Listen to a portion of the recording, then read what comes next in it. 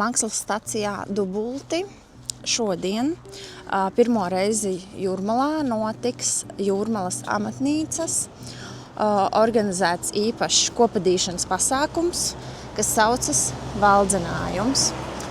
Un Vivī aicina uz šo pasākumu braukt ar vilcienu, un viņi ir norganizējuši to, ka pāris vagonos būs arī šīs te adītājas, kuras, cik es noprotu, tur adīs, strādās. Un tad kopā ar viņām var doties uz šo te pasākumu. Un man tas ļoti ieintriģēja un gribu paskatīties, kā tas notiks, kā tas izskatīsies. Es ik pa laikam esmu redzējusi, ka Vivī tiešām vilcienos organizē šādas tādas aktivitātes. Un bieži vien ir gribējies izbraukt un arī paskatīties. Tā kā beidzot man ir tā iespēja, un es domāju, kāpēc gan ne. Un arī no Jūrmalas es neesmu pagaidām daudz ko apskatījusi, vismaz šo braucienu ietvaros. Tā kā braucam!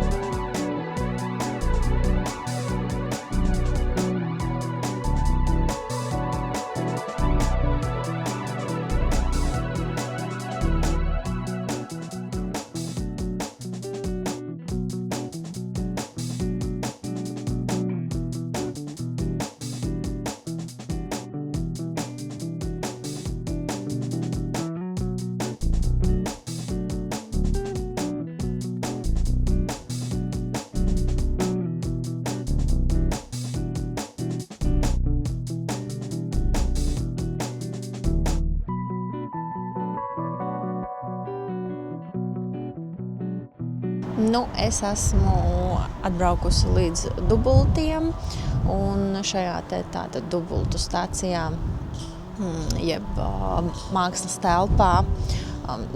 Dubultu stacija darbojas arī kā stacija, tur var nopirkt biļetes, bet arī kā mākslas telpa. Un cilvēku bija tiešām ļoti daudz.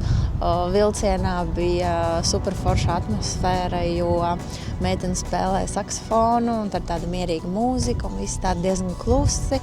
Un sēž praktiski viens vagons bija pilns ar adītājām. Adīja.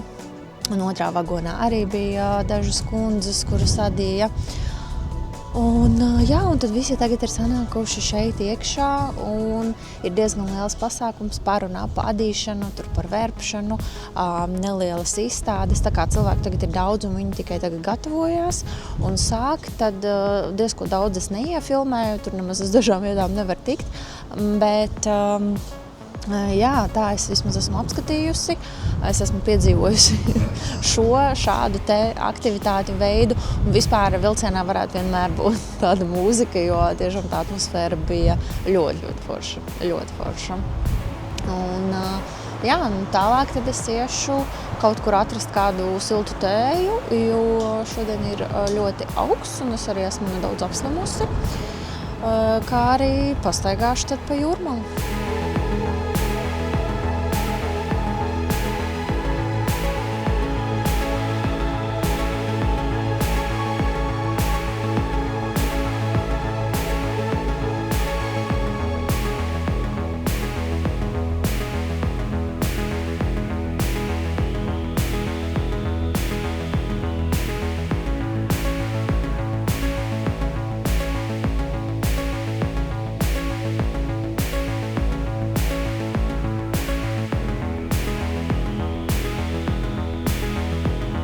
iešu jūras virzienā, tālāk no stacijas. Te arī vismaz ir nedaudz siltāk palicis, jo nav vairs vējš šodien ļoti augsts.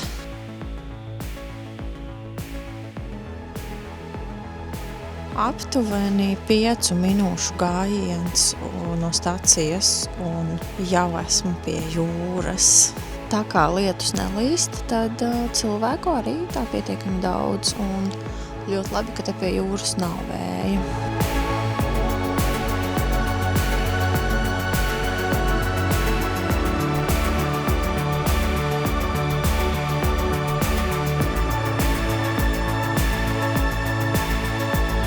Lai gan ir 2. novembris, bet tāpat forši, ka nedaudz krāsas kokos vēl ir palikušas. Aiz manis arī nedaudz var redzēt. Daudz dzeltenās nokritušās lapas arī ir atstātas, ne tikai šeit, bet arī Rīgā un daudz kur citur. Un tas ir forši. Vismaz nav tā sajūta, ka ziema nāk tik ļoti ātri.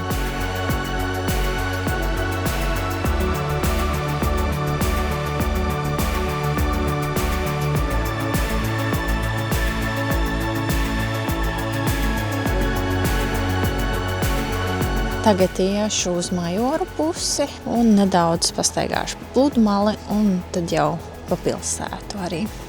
Re, kur ir Aspazija kāpās.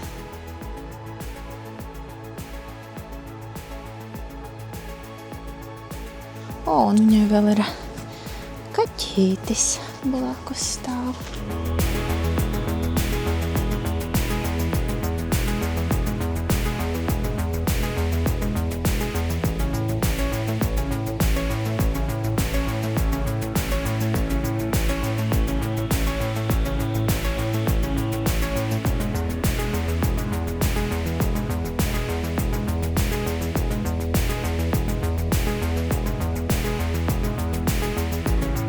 Un tad no šīs te Aspazijas kāpās var aiziet līdz Aspazijas mājai.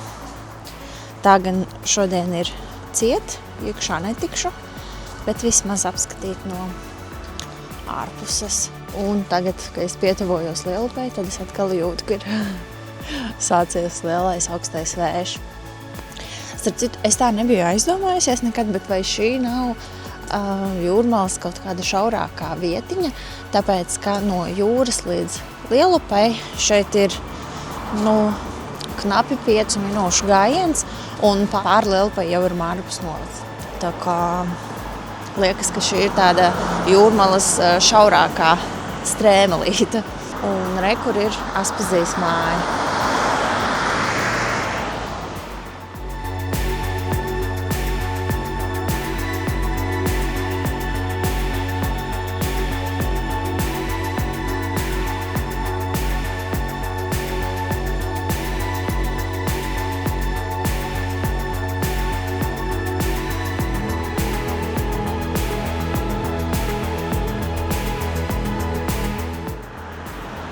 Jūrmalas dome.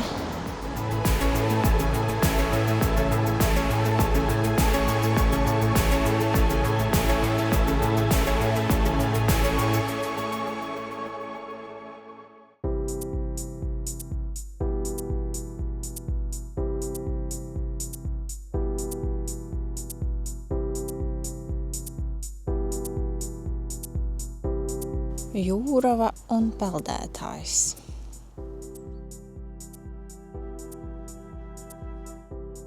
Esmu atkal tikusi pie jūras un iešu pa Pludmali kādas 10 minūtes līdz slavenajam Majoru bruņurupucim. Šeit Majoru Pludmalē gan vienīgā atšķirība ir tas, ka liekas, ka ir nedaudz vairāk cilvēku.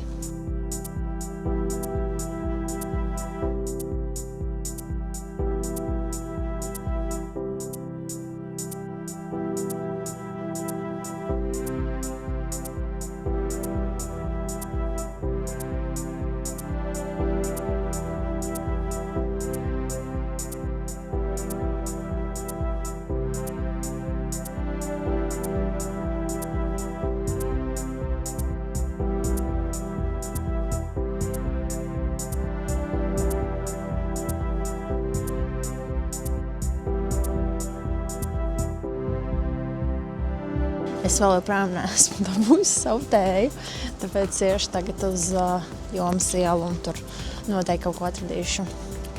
Vispār es neatceros laikam nevienu reizi, kad es novembrī būtu bijusi Majoros uz Jomas ielas. Vasarā, protams, daudz reizes. Nu, varbūt ziemā vienreiz, varbūt. Tā kā, interesanti pat tās vietas, kurās ir būts un kuras tu zini, bet nav tā, ka tu esi bijis pilnīgi jebkuro gada laikā. Līdz ar to tāpat interesanti vienkārši, kā te izskatās, cik daudz te ir cilvēku, varbūt kas ir vaļā, jo daudz kas strādā tikai vasaras sezonā, kas ir ciet, kas ir mainījies. Interesanti jau tāpat pastaigāties arī.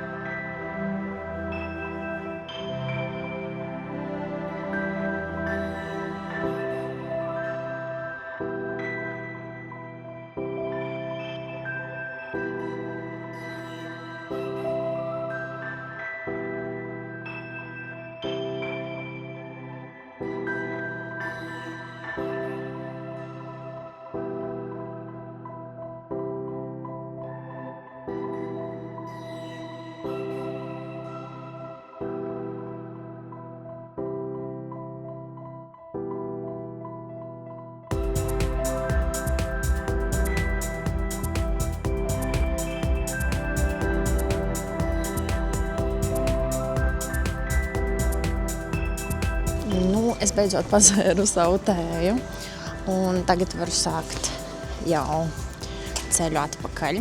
Līdz Majoru pieturai man no šejienes būtu 7 minūtes ar kājām, bet tā kā tas ir turpat atpakaļ, pa turieni, no kurienes es tagad atnācu, tad es izdomāju, ka tā kā man vēl ir laiks līdz vilcienam, es iešu līdz Dzintaru stacijai. Tā ir 20 minūšu gājienā. Un tā arī tieši būs, ka aiziešu līdz savam vilcienam.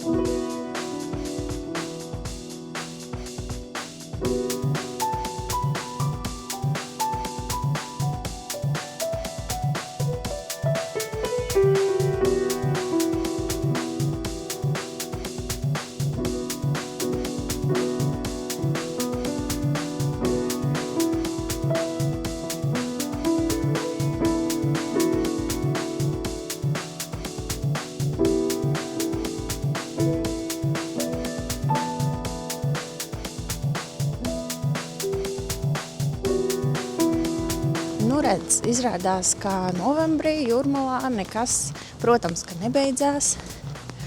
Viss notiek un kafejnīcas ir vaļā. Varbūt ne visas, ir īpaši pie pludmales, bet tāpat ir ļoti daudz ko darīt, ļoti daudz kur aiziet. Vakarā vispār tik ļoti romantiski, ka tiek ieslēgtas gaismiņas un vēl tās dažas dzeltenās oranžās lapas ir palikušas. Ļoti, ļoti forši, ļoti smuki. Un jā, mierīgi var staigāt pa Jūrmalu arī vēlā rudenī. Kopumā es šodien sanāk 3 stundu laikā izstaigāju Dubulti, Majori un tad līdz Dzintariem, līdz Dzintaru stacijai. Līdz ar to ziemas īsajās dienās un rudens īsajās dienās var paspēt izskatīt un izstaigāt ļoti daudz. Gan jūru, gan pilsētu. Te, protams, ir jūra, tik laba lieta un tik tuvu. Un arī īstenībā nezināju, ka no Dubultu stacijas jūra ir tik tuvu. Reāli 5 minūšu gājiens. Tā. Līdz ar to mierīgi. Mierīgi tikai ir silti jāģērbies. Un silta tēja, kafija noteikti būs. Atradīsiet. Un būs laba pastaigā. Šodien es vēl braucu filmēt nākošās nedēļas video. Es braukšu uz Etnogrāfiskās brīvdabas muzeju, un tur šodien pēdējo dienu ir Rudens gaismu taka no triloģijas pirmā daļa. Tātad šajā muzejā būs vēl divas, viena decembrī un viena vēl februārī. Tā kā vēl varēs paspēt. Bet es skrienu izvērtēt vēl to un parādīt nākošo nedēļu, kā tur bija.